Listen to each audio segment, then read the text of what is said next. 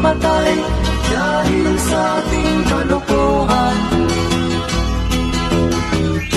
Lahat ng bagay na narito sa lupa, biyayang galing sa Diyos kahit nung ika'y